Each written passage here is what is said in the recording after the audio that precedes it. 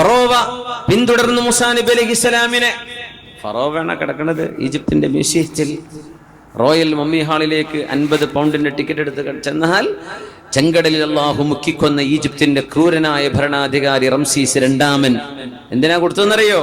അള്ളാഹു റംസീസിന്റെ dead body സൂക്ഷിച്ചു വെക്കാൻ ഖുർആനിൽ പറഞ്ഞ കാരണം നിന്നെപ്പോലെ ധിക്കാരികൾ ഇനി ലോകത്ത് വരാനുണ്ട്, അവർക്കൊന്ന് കാണിച്ചു കൊടുക്കാനാ.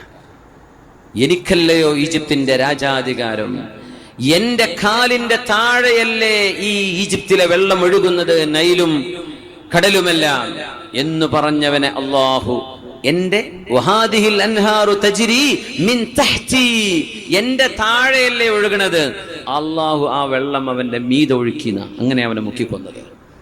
അത് ഖിയാമത്ത് നാൾ വരെ വരുന്ന ഹുങ്കുള്ളവർക്ക് കാണിച്ചു കൊടുക്കാൻ. അതുകൊണ്ട് ഹുങ്കും അഹങ്കാരവും പറഞ്ഞ് നടക്കുന്ന ആളുകൾക്ക് ഈജിപ്തിലെ മ്യൂസിയത്തിൽ മാതൃകയുണ്ട്. സംഭവിക്കാൻ പോകുന്നത് ഇതാണ്. ലോകം നിങ്ങളെ തിരിച്ചറിയും.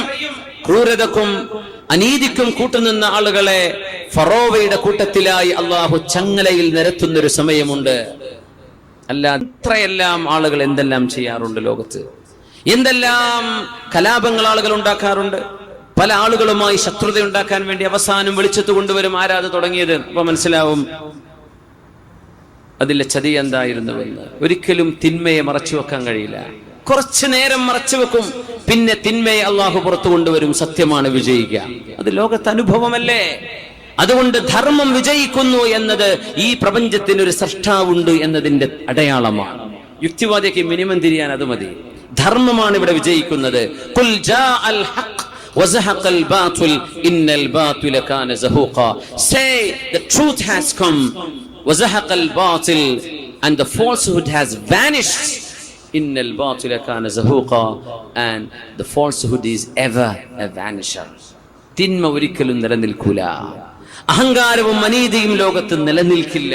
അത് ഈ പ്രപഞ്ചത്തിന്റെ സൃഷ്ടിപ്പ് അങ്ങനെയാണ്. നമ്മൾ സിന്ദാബാദ് വിളിച്ചിട്ട് കാര്യമില്ല, മുഷ്ടി ചുരുട്ടിയിട്ടും കാര്യമില്ല.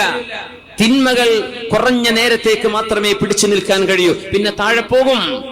അതിനുദാഹരണമാണ് ഫറോവയെ അള്ളാഹു മുക്കിക്കൊന്നത്. അത് അള്ളാഹു പറഞ്ഞു, നിന്റെ ബോഡി ഞാൻ ഇന്ന് എടുത്തു വെക്കാൻ. 5000 കൊല്ലം പഴക്കമുള്ള ഒരു ശവശരീരം ഈജിപ്തിന്റെ മ്യൂസിയത്തിനുള്ളിൽ അള്ളാഹു സൂക്ഷിച്ചു വെച്ചു. റംസീസ് രണ്ടാമൻ. ഒപ്പം ഒരു 15 ഡെഡ് ബോഡി വേറെയുണ്ട്. റോയൽ മമ്മി ഹാളിൽ ചെന്നാൽ മിനിമം 17 എണ്ണം ഉണ്ട്. 1-2 എണ്ണം ഇടക്കിടക്ക് സ്പെയിനിലും യൂറോപ്പിലേക്കും പഠനങ്ങൾക്ക് കൊണ്ടുപോകും ഈ ഡെഡ് ബോഡികൾ. റംസീസിന്റേത് അവിടെ കിടക്കുകയാണ്. തലമുടി അവിടെ ഉണ്ട്. ഒരു ചെറിയ മനുഷ്യൻ. എന്തൊക്കെ വിടായികളാ ലോകത്തോട് പറഞ്ഞത്, ഞാൻ പടച്ചവനാണ്. അവൻ പറഞ്ഞ വാക്കല്ലേ അത്, അന റബ്ബുകുമുൽ അഅ്ലാ, ഞാൻ നിങ്ങളുടെ വലിയ